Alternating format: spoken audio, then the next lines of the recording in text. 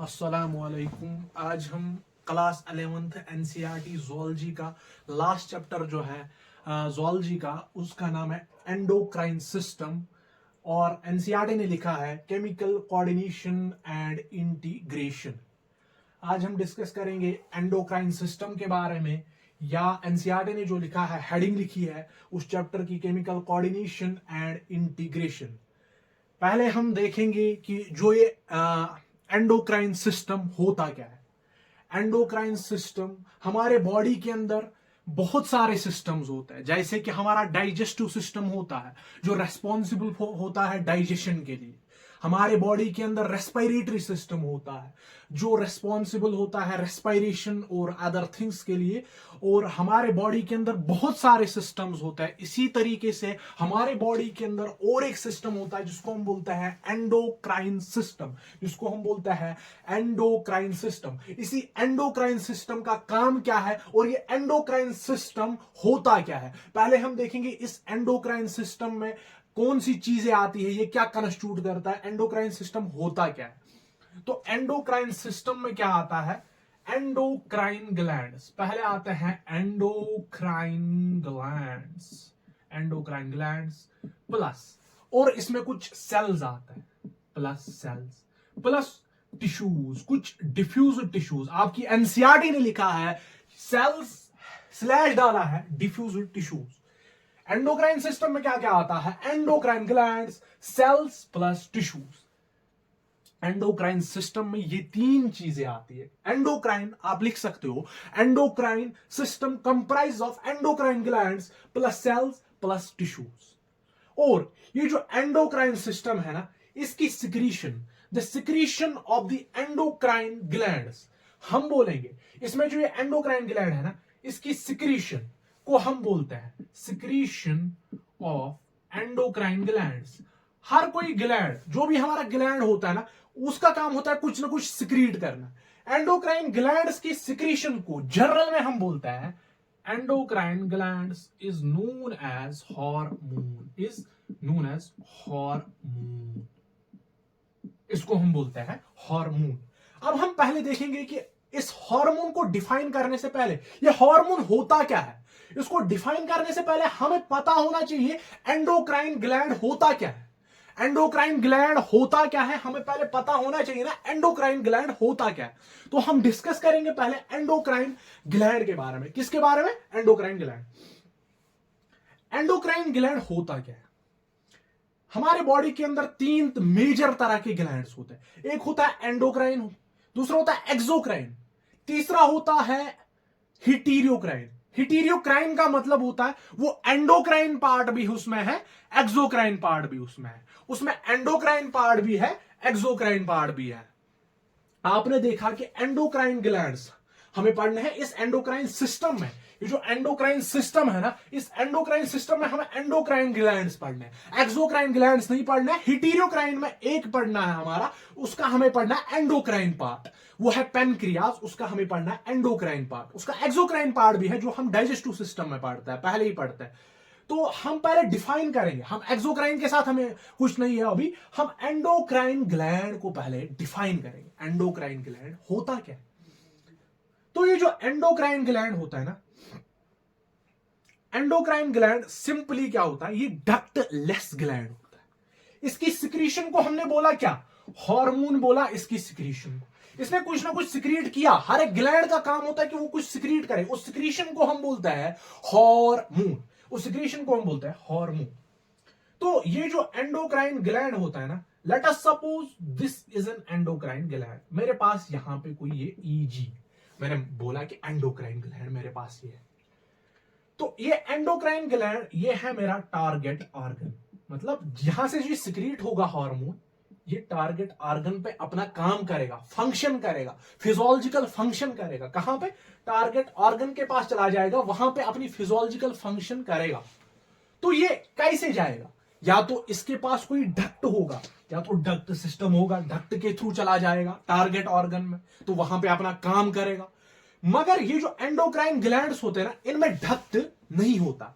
These are the ductless glands. आप लिख सकते हो, यहां पे मैं लिखूंगा ऊपर कि एंडोक्राइन ग्लैंड्स आर, मैं मिटाऊंगा पहले, आप लिखोगे एंडोक्राइन ग्लैंड्स, यहां पे ईजी, ईजी का मतलब endocrine glands are ductless glands, are ductless glands, मतलब ये अपनी सिक्रीशन डायरेक्टली पुअर करते हैं ब्लड के अंदर विदाउट हैविंग इन डक्ट। ये डक्ट नहीं होता, ये डायरेक्टली ऐसे ही सिक्रीशन, ऐसे ही सिक्रीशन ब्लड के अंदर डालते हैं, अपनी सिक्रीशन डायरेक्टली ब्लड के अंदर पुअर करते हैं। इसको हम बोलते हैं एंडोक्राइन ग्लैंड। इसको डक्ट की जरूरत नहीं पड़ती, डायरेक्टली सिक्रीट करेगा ब्लड के अंदर अपनी सिक्रीशन। अब हम देखेंगे जो हार्मोन, हार्मोन क्या होता है।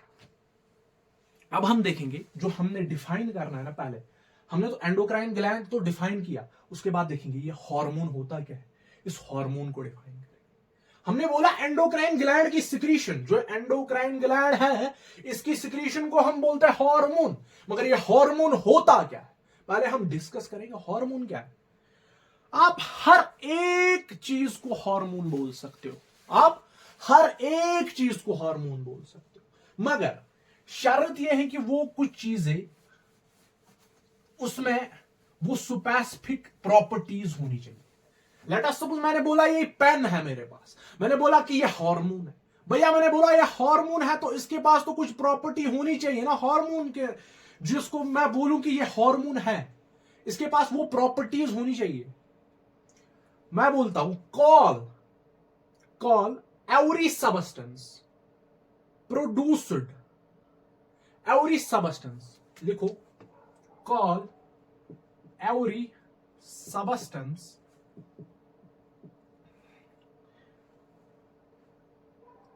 hormone provided it has following properties. First one is it is secreted by endocrine gland. पहला, it is secreted by endocrine gland. पहला शर्त यह है, पहली प्रॉपर्टी होनी चाहिए कि यह सिक्रीट होना चाहिए bye endocrine gland.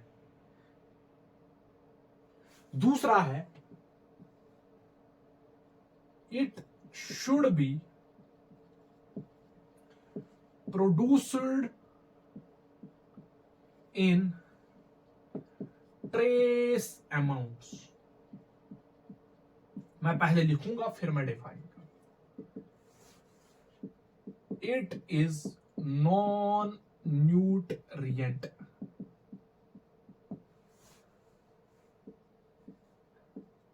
directly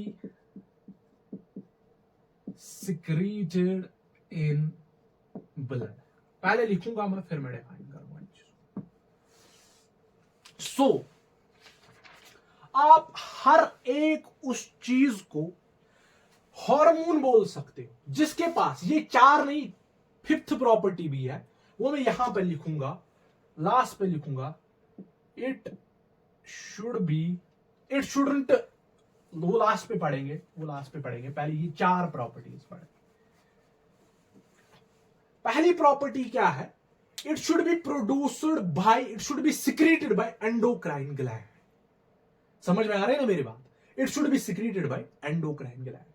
it should be produced in trace amount, मतलब ये बहुत कम बनना चाहिए, नैनोग्राम्स में, बहुत बहुत कम बनता है बॉडी के अंदर हार्मोन, बहुत कम बनता है, इसलिए मैंने लिखा it should be produced in trace amount. It is a non nutrient, मतलब ये कोई एटीपी देगा, ये तुम्हें एनर्जी देगा, एनर्जी प्रोवाइड नहीं करेगा।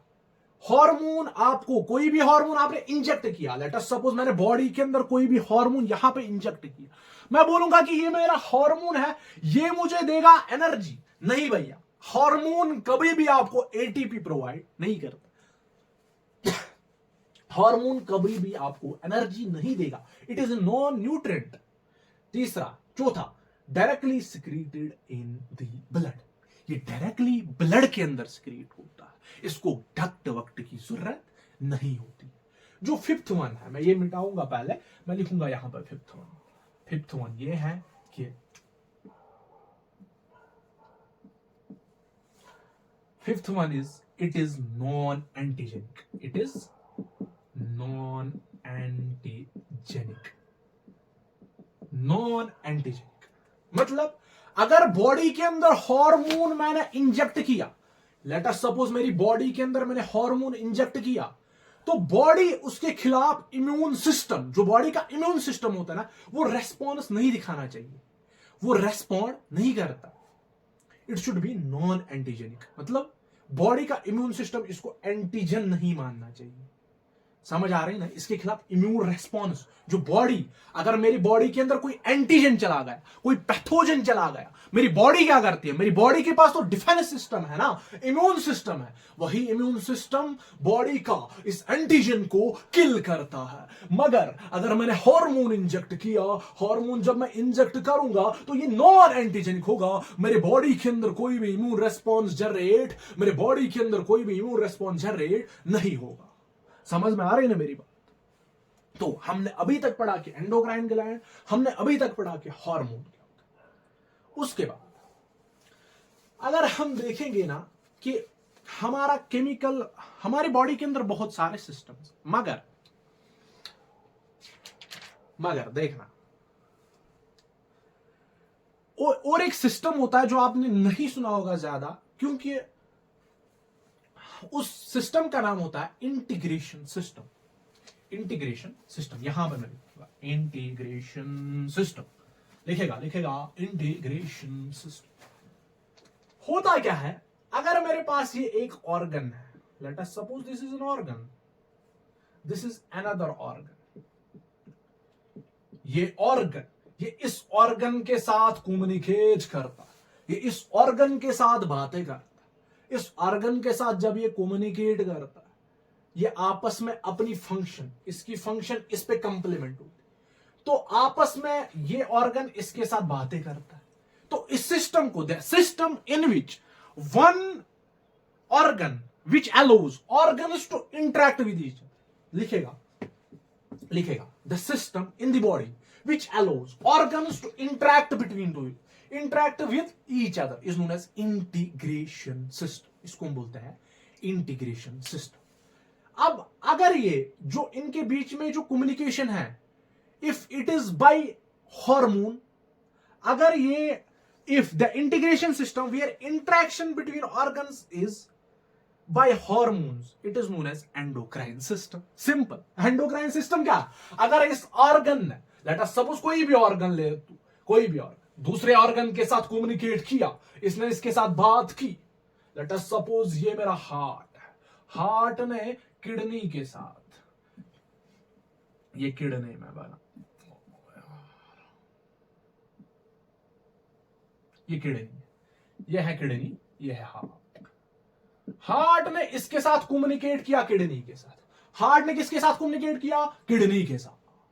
अगर ये कम्युनिकेशन वाया हार्मोन होगी, हम इस सिस्टम को बोलते हैं एंडोक्राइन सिस्टम। सिंपली, अगर ये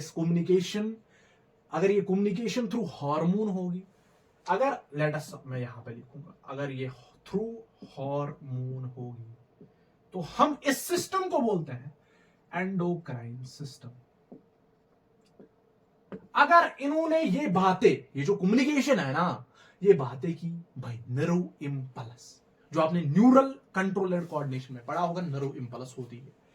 अगर ये थ्रू नर्व इंपल्स हुआ, नर्व इंपल्स लिखेगा, इसको हम बोलते हैं क्या बोलेंगे, इसको हम बोलते हैं nervous system. Nervous system simply हमारा काम का है अभी एंडोक्राइन सिस्टम। बातें हुई by nerve impulse is known as nervous system, बातें हुई हार्मोन्स के थ्रू, बोलेगा क्या, एंडोक्राइन सिस्टम। समझ में मेरी बात आ रही ना आपको? उसके बाद ये दो सिस्टम्स हमने खत्म किए कि ये नर्वस किसको बोलते हैं, एंडोक्राइन किसको बोलते हैं। समझ में मेरी बात आ रही ना आपको? उसके बाद जो ये नर्वस सिस्टम का ये है ना, जो नर्व इंपल्स है, ये जल्दी ट्रैवल करती है। अगर मैंने लेट अस सपोज हार्मोन लिया, बॉडी के अंदर इंजेक्ट किया, ये काम जल्दी करेगा, ये काम जल्दी नहीं करेगा। अगर इंपल्स यहां से इंपल्स यहां गई, ये जल्दी हो जाती है, इट इज फास्ट। वो जो है ना एंडोक्राइन का, वो है स्लो, वो स्लो होता है, ये फास्ट होता है। एनसीईआरटी ने लिखा है, आपके एनसीईआरटी में मैं दिखाऊंगा आपको, पहले ही लिखा होगा एनसीईआरटी ने कि the neural coordination is fast but short lived. जो न्यूरल कोऑर्डिनेशन है, जो नर्वस सिस्टम का कोऑर्डिनेशन है ना आपस में, नर्व इंपल्स के थ्रू जो होता है कोऑर्डिनेशन, वो फास्ट होता है, वो जल्दी ट्रैवल करती है, मगर शॉर्ट लिव्ड, कम टाइम के लिए रहती है। Is fast but short lived, NCERT ने लिखा है, ये लाइन आपको अंडरलाइन करनी पड़ेगी। और जो एंडोक्राइन सिस्टम है, एंडोक्राइन सिस्टम में क्या है, एंडोक्राइन सिस्टम में लिखा क्या है, लिखा क्या है, ये फास्ट था और शॉर्ट लिव्ड, ये होगा स्लो और लॉन्ग लिव्ड होगा। ये स्लोली हार्मोन सिक्रीट होगा और लॉन्ग, बहुत टाइम तक काम करेगा, बहुत टाइम तक अपना फंक्शन करेगा। समझ में आ रही है ना ये बात में? ठीक है। उसके बाद अगर हम देखेंगे तो हम देखेंगे कि वेरियस एंडोक्राइन ग्लैंड्स कहां पे हमारे बॉडी के अंदर किधर किधर ग्लैंड्स पाए जाते हैं।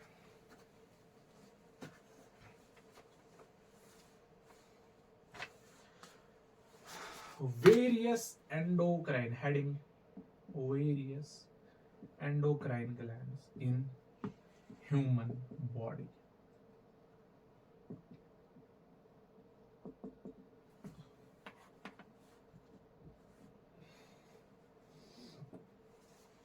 तो मैं यहां पर लिखूंगा, मैं यहां पर बनाऊंगा।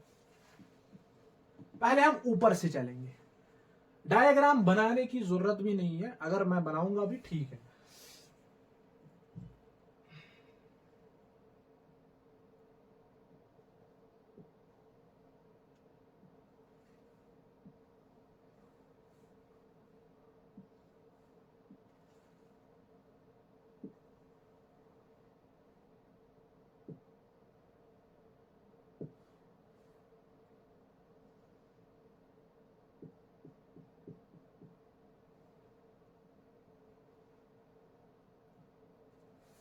हम पहले ऊपर से चलेंगे। हमारे बॉडी के अंदर, हमारी जो बॉडी है ना, हर जगह हमारे बॉडी के अंदर कुछ ना कुछ, कहीं ना कहीं पे ग्लैंड लगे हुए। ऊपर जो बॉडी है ना, हेड में जो हमारा ब्रेन है, ये मैंने बनाया यहां पे ब्रेन। ब्रेन के नीचे ये जो होता है ना, ये आपने पढ़ा होगा कॉर्पस कैलोसम। कॉर्पस कैलोसम के नीचे होता है, यहां पे होता है हाइपोथैलेमस। हाइपोथैलेमस के नीचे होता है, हाइपोथैलेमस हम कंसिडर करते हैं, एनसीईआरटी ने लिखा है हाइपोथैलेमस एंडोक्राइन सिस्टम में, मगर जो उसके साथ ये है कि वो नर्वस सिस्टम का भी पार्ट है। मगर मैं यहां पे नहीं लिखूंगा, मैं लिखूंगा यहां पे ये जो है मेरा, ये है यहां पे, ये है पिट्यूटरी ग्लैंड। ये यहां पे हाइपोथैलेमस है, हाइपोथैलेमस के नीचे होता है पिट्यूटरी ग्लैंड, यहां पे होता है पिट्यूटरी ग्लैंड ब्रेन के अंदर। पहले हम ऊपर देखेंगे, फिर नीचे, फिर नीचे आए। तो आपकी एनसीईआरटी ने भी डायग्राम लिखी हुई है, बनाई हुई है, ऐसी ब्यूटीफुल डायग्राम है यहाँ पे। तो यहाँ पे है पिट्यूटरी ग्लैंड। उसके बाद जो ऊपर थोड़ा बहुत इधर यहाँ पे है पीनियल ग्लैंड, ये भी हमारे ब्रेन के अंदर। ये जो पिट्यूटरी है ना, हाइपोथैलेमस के नीचे, हाइपोथैलेमस इधर है, हाइपोथैलेमस के नीचे होता है पिट्यूटरी ग्लैंड, पिट्यूटरी। और ये कनेक्ट होता है हाइपोथैलेमस और पिट्यूटरी आपस में। वो कैसे होता है आगे जाके हम वो पढ़ेंगे। तो अगर हम नीचे आएंगे ना यहां पे, फिर तो यहां पे at the level of the heart ना, ऊपर थोड़ा बहुत होता है butterfly shaped structure, butterfly shaped gland.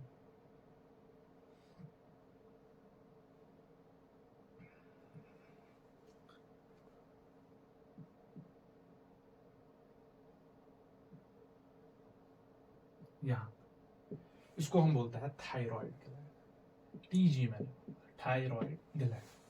इस थायराइड ग्लैंड पे पीछे साइड से, पीछे ऐसे पीछे साइड से पोस्टीरियरली 1 2 3 4 4 ग्लैंड्स होते हैं, जिनको हम बोलते हैं parathyroid glands, parathyroid glands, parathyroid gland यहाँ पे। फिर at the level of the heart हमारा होता है यहाँ पे, हार्ट पे यहाँ पे होता है thymus, thymus gland, thymus gland.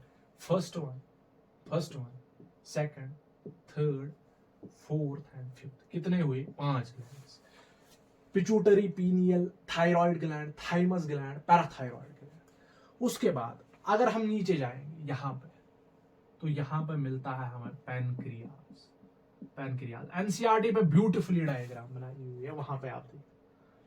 और उसके नीचे अगर मैं देखूंगा, ये किडनी है, किडनी के ऊपर ये ग्लैंड होता है, दो होते हैं ना किडनी, ये भी किडनी है, यहां पे ये होगा, इसको हम बोलते हैं adrenal gland.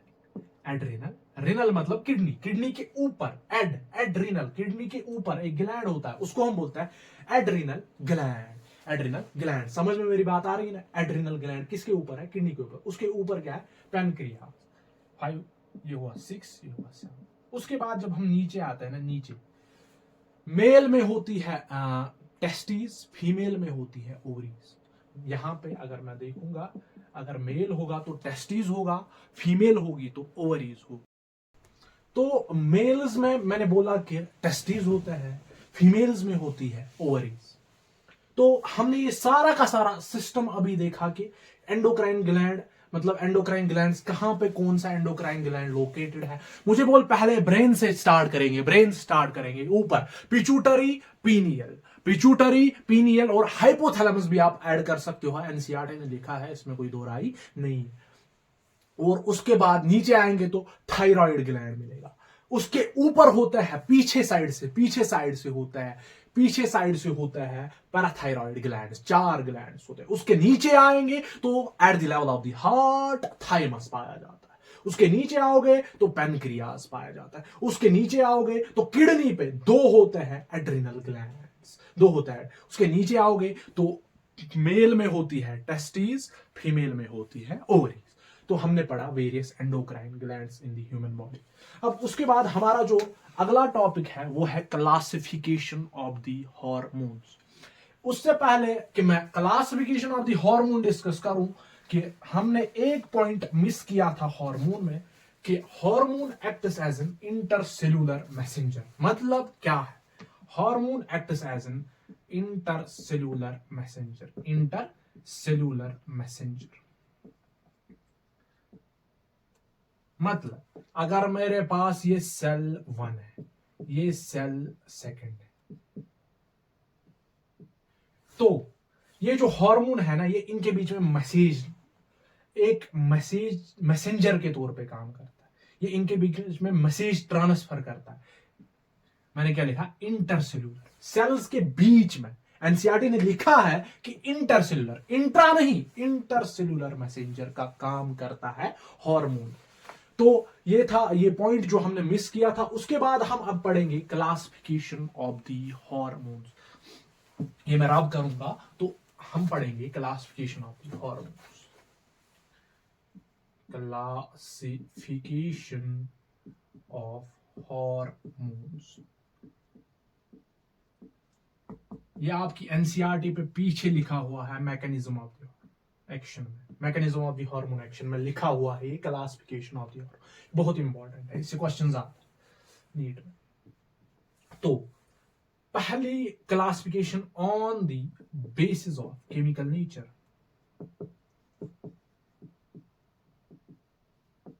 On the basis of chemical nature मतलब कि ये जो अगर हार्मोन हमने कोई लिया तो हम उसको क्लासिफाई कर रहे हैं, तो उसका केमिकल नेचर क्या है हार्मोन का, मतलब किस चीज का केमिकली बना हुआ है, उसके बेस पे हम हार्मोन करते हैं divide into 4 categories, into 4 categories. First one is protein hormone, protein hormone.